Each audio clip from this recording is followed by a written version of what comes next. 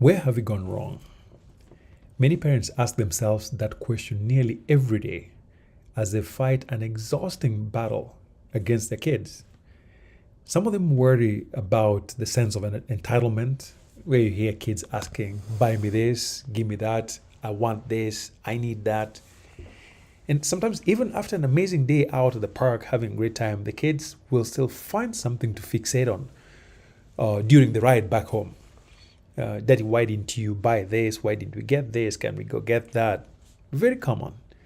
And there seems to be a lot of complaints going around that we are simply raising a generation of spoiled children. And that ending up parenting a spoiled child is a very real danger for many of us. Many parents' greatest fear is that their child will become one of those quote unquote spoiled kids. And therefore, some of us end up adopting our parenting styles, hopefully to prevent this undesired outcome. Well, welcome, friends. This morning I have a very early flight to Nairobi, and my sister is driving me to the airport. We're heading out to Kisumu International Airport. So I want you to come with me as we drive from Karating in Kisumu in Western Kenya, all the way to the airport. I should be back by evening. The flight from Kisumu to Nairobi is about 35 to 40 minutes. So it's a quick, short trip heading to Nairobi, and then I'll be back by evening. So as we drive to town, I want to share with you some of what I'm reading about regarding parenting kids today. I'm not here to give people lessons on parenting, on what people should do. I still firmly believe that parents should raise their kids however they choose. So in this video, I'm simply going to share with you some of the things I'm reading about. If you find something useful, fine. But if you don't, that's okay as well. So please don't feel judged. We are all dealing with the same things. Some of the more common complaints that parents talk about, that I'm reading about, are things like, number one, it seems like some of our kids really struggle with taking no for an answer. Oh, my daughter is one of those. You tell her no, she's going to give you quality tantrum. And given that she's 3, that's not unexpected. And of course, other kids are really more into receiving than giving. Learning to be more of a giver is a very foreign concept for some of our kids. And in fact, some people even frame our kids as unappreciative because of that. Some of our kids demand things immediately. Like this desire for immediate gratification is really intense, where they want it and they want it now. They don't care how that's going to happen, but for you as a parent, you expect to deliver things instantly. Snap your fingers and make it happen. And of course, this makes people think that our kids only think of themselves. Now, at a certain age, this is not unusual. Developmentally, it's actually appropriate for kids to be self-centered, especially when they're 1, 2, and 3. That's really not unusual. But what happens when these things extend beyond the developmentally accepted age range, where our kids just simply are never satisfied? No matter what we give them, they just want more and more, and it's just never enough. One researcher argues that so much attention has been paid to kids' happiness and their feelings and things like that, to the extent that we've sort of sidelined teaching kids how to care for other people. It used to be that, according to the researcher, it used to be that parents' primary role was to raise good citizens. And likewise, schools and religious institutions were focused on developing children's ethical character. But now, especially in places like America, not everywhere, but in some cases, teachers are actually discouraged from using even red ink that is considered too negative, or marking an answer with an X. That's too much for a child. And so the accusation here is that we are all about pumping kids with praise, and we shower them even when they've put in the least amount of effort. True or not, this is what I'm reading about. Now, that may seem harmless, but according to a recent study, kids are more likely to show narcissistic traits when their parents shower them with praise all the time. Now, the author of that study concluded that parents can actually convey affection and appreciation to children without necessarily making them think they're better than others. You can still get a child to realize that they are exceptional in terms of being good at what they do without them thinking that exceptionality means you are better than the rest. Now, obvious, perhaps, but is it possible that we are doing it unconsciously? And in reflecting back as a parent, maybe I do that. I don't know. It'll take some level of self-reflection to determine the extent to which I do that as a person. And you think about participation points, where, especially in America, everybody gets their turn at some kind of certificate, some kind of an award. It's almost like everybody's going to win all the time.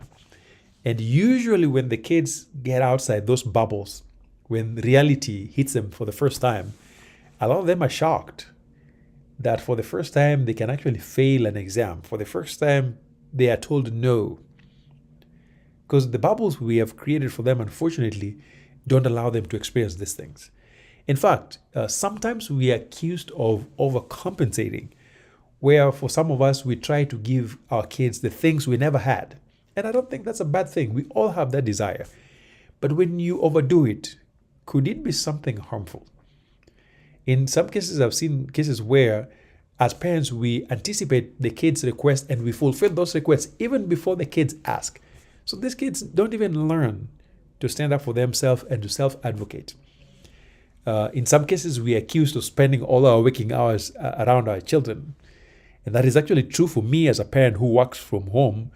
I have very limited options. I'm around my kids all the time, whether we are going to park, whether they are playing. We are always around our kids.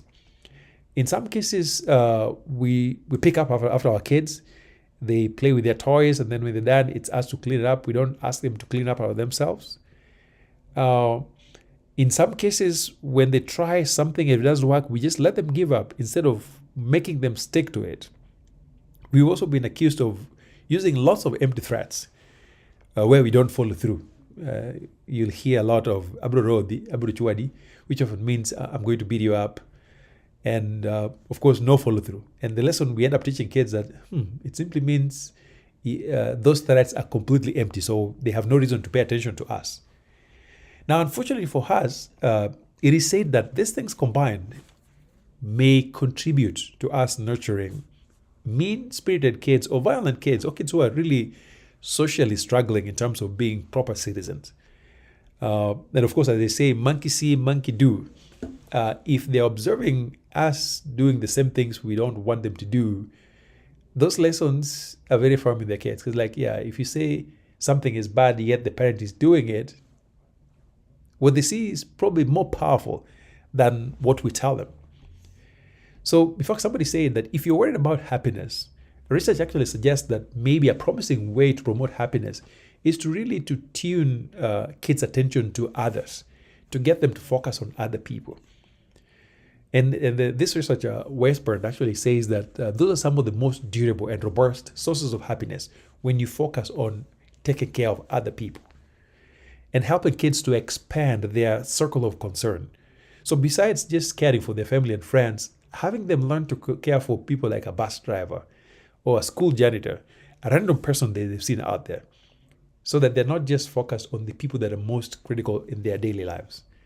So here's some parenting lessons that I'm still reading about. I don't know enough. I'm still looking up. If you have some great tips out there, please share.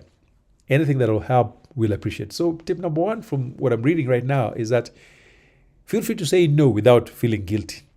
Say no and leave it at that. You can choose to explain, but you say no and you don't have to feel guilty about it. Number two, I'm learning that it's okay to praise just the right things. So this idea of everybody gets a certificate and you're praised for everything else maybe not be helpful. So you do what they call constructive feedback. You say, okay, thank you for doing X, Y, Z. I like that. Only when they've done the right thing. So you're not constantly showering them with praises, even when they put in the minimal effort. I'm also learning that it's also helpful to boost gratitude, where we're teaching kids to learn to be grateful, to be happier in enjoying whatever little they have. And of course, teaching kids to learn how to delay gratification, where we teach them to stretch waiting, so that they learn that if you want something bigger later on, you can pause gratification for now, do the hard work, and wait to enjoy the benefits of the hard work later on. Now, the average kid will really struggle with that. But teaching kids to learn to wait, in fact, some research actually shows that being able to pause, wait, and delay is highly correlated with future academic and financial success. So I don't know how I'm going to do that, but I need to figure out how to teach my kids that. And of course, you're supposed to point out insensitive actions. When the kids are wrong, you point it out. Our parents would never let you get away with stuff. They would absolutely embarrass you in public. In our generation, if you did something silly in front of guests, in front of your friends, you will absolutely get embarrassed right there and there. Now, I don't know whether that works with the current generation, but the point is, point out insensitive actions. Don't let it slide simply because somebody has sensitive feelings.